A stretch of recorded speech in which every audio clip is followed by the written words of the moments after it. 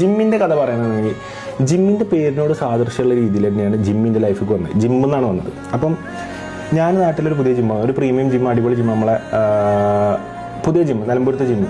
അപ്പോൾ ജിമ്മി വന്ന് കയറുമ്പോൾ തന്നെ വൺ ആറ്റിറ്റ്യൂഡ്, നേരെ നിർത്തും ജിമ്മ് വന്നിട്ട് ജിമ്മിൽ ഡംബൽ അങ്ങനെ ഒരു മൂഡ്. അതിലൊരു എനിക്കൊന്ന് ഒരു ഹാഫ് കൈ ഇതാണ് ഇട്ടുക്കണോ തോന്നുന്നുണ്ടോ, ഇങ്ങനെ ആളെ ഇങ്ങനെ നിൽക്കുന്നുണ്ട്.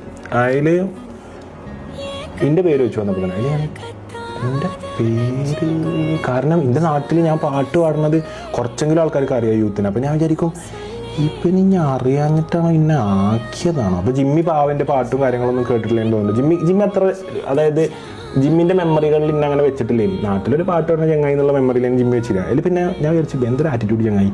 അപ്പോൾ ഞാൻ ഫസ്റ്റ് ഇംപ്രഷനിൽ തന്നെ വന്ന ആറ്റിറ്റ്യൂഡാണ് ജിമ്മി. പിന്നെ കുറച്ച് കഴിഞ്ഞപ്പം പിറ്റേ ദിവസം തൊട്ട് ജിമ്മി എന്തായി അതേപോലെ വന്ന ജിമ്മി നേരെ മ്യൂസിക് മാറി. പിന്നെ വളരെ ഫ്രണ്ട്ലി ആയി.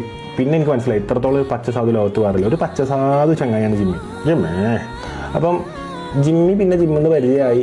പിന്നെ അങ്ങനെ എൻ്റെ A to Z കാര്യങ്ങൾക്ക് എൻ്റെ ഒപ്പമായി. നമ്മൾ വേറെ ഏത് ഫ്രണ്ട്സും അവൈലബിൾ അല്ലാത്ത ടൈമിൽ ജിമ്മി എനിക്ക് അവൈലബിൾ ആണ്. ജിമ്മിക്ക് വേറെ തിരക്കുകൾ ഉണ്ടായിട്ടും ജിമ്മി തിരക്കുകൾ ഒഴിവാക്കി എൻ്റെ ഒരുപാട് കാര്യങ്ങൾക്ക് എൻ്റെ കൂടെ, ഒരു ഇവൻറ്റിനാണെങ്കിലും ഓൻ ഫ്രീ ആണെന്നുണ്ടെങ്കിൽ ഞാൻ എന്ത് പരിപാടിക്ക് വിളിച്ചാലും ഓൻ അന്ന് വേണം റെസ്റ്റ് എടുക്കാതെ എൻ്റെ കൂടെ എൻ്റെ വണ്ടിൻ്റെ മുന്നിലിരുന്ന് ജിമ്മിൻ്റെ കൂടെ ഉണ്ടാകും. അപ്പോൾ Jimmy is very close to me. Jimmy is very close. അപ്പം ഇപ്പം എൻ്റെ ലൈഫിൽ ഒഴിച്ചുകൂടാൻ പറ്റാത്ത ആളാണ് ജിമ്മി.